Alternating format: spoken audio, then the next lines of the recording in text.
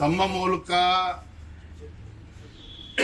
ಬಸವನಗೌಡ ಯತ್ನಾಳ್ ಪಾಟೀಲ್ ಇರ್ಬೋದು ಅಥವಾ ಯಾರೇ ನಾಯಕರುಗಳಿರ್ಬೋದು, ತಮ್ಮ ಮೂಲಕ ನಾನು ಒಂದು ವಿನಂತಿಯನ್ನು ನಾನು ಮಾಡ್ತಾ ಇದ್ದೇನೆ. ರಾಜ್ಯದ ಅಧ್ಯಕ್ಷ ಅನ್ನುವ ಅಹಂಕಾರದಿಂದ ನಾನು ಈ ಮಾತನ್ನ ಹೇಳ್ತಾ ಇಲ್ಲ.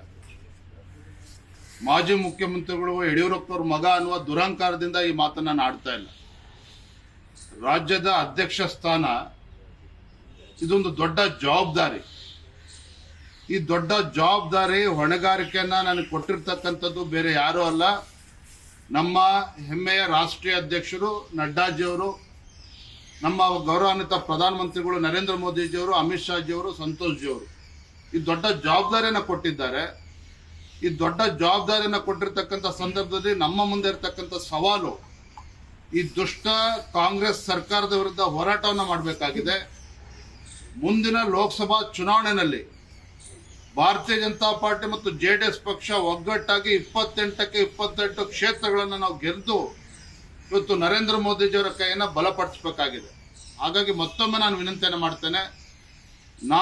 ನನ್ನ ಮುಂದೆ ಇರತಕ್ಕಂಥ ಗುರಿ ಮುಂದಿನ ಲೋಕಸಭಾ ಚುನಾವಣೆ, ನನ್ನ ಮುಂದೆ ಇರತಕ್ಕಂಥ ಗುರಿ ರಾಜ್ಯದಲ್ಲಿ ನಮ್ಮ ಪಕ್ಷದ ಕಾರ್ಯಕರ್ತರು ಇವತ್ತು ಹಗಲು ರಾತ್ರಿ ಹೋರಾಟ ಅನ್ನೋದಕ್ಕಿಂತ ಹೆಚ್ಚಾಗಿ ಒಂದು ತಪಸ್ಸಿನ ರೀತಿ ಇವತ್ತು ದುಡಿತಾ ಇದ್ದಾರೆ ಕಾರ್ಯಕರ್ತರು. 10 ವರ್ಷಗಳಿಂದ ಇವತ್ತು ಯಾವುದೇ ಒಂದು ಸ್ಥಾನಮಾನವನ್ನ ಬಯಸ್ತೇನೆ ಇವತ್ತು ಒಂದು ತಪಸ್ಸಿನ ರೀತಿ ಇವತ್ತು ನಮ್ಮ ಕಾರ್ಯಕರ್ತರು, ಪಕ್ಷದ ಕಾರ್ಯಕರ್ತರು ದುಡಿತಾ ಇದ್ದಾರೆ. ಅವರಿಗೆ ಅವಮಾನ ಮಾಡೋ ರೀತಿಯಲ್ಲಿ ನಾವು ಯಾರು ಕೂಡ, ನಾನು ಕೂಡ ನಡೆದುಕೊಳ್ಬಾರ್ದು, ಯಾರು ಕೂಡ ನಡೆದುಕೋಬಾರ್ದು. ಹಾಗಾಗಿ ನಮ್ಮ ಪಕ್ಷದ ಎಲ್ಲ ಹಿರಿಯರಲ್ಲಿ ನಾನು ಮತ್ತೊಮ್ಮೆ ವಿನಂತಿಯನ್ನು ಮಾಡ್ತೇನೆ. ನನ್ನ ಉದ್ದೇಶ ಸ್ಪಷ್ಟ ಇದೆ. ಪಕ್ಷದ ಸಂಘಟನೆ ನರೇಂದ್ರ ಮೋದಿಜಿಯವರ ಕೈಯನ್ನು ಬಲಪಡಿಸ್ತಕ್ಕಂಥದ್ದು. ಇವತ್ತು ನರೇಂದ್ರ ಮೋದಿಜಿಯವರು ಈ ದೇಶವನ್ನ ಒಂದು ಅಭಿವೃದ್ಧಿಯ ಪಥದಲ್ಲಿ ತೆಗೆದುಕೊಂಡು ಹೋಗ್ತಾ ಇದ್ದಾರೆ.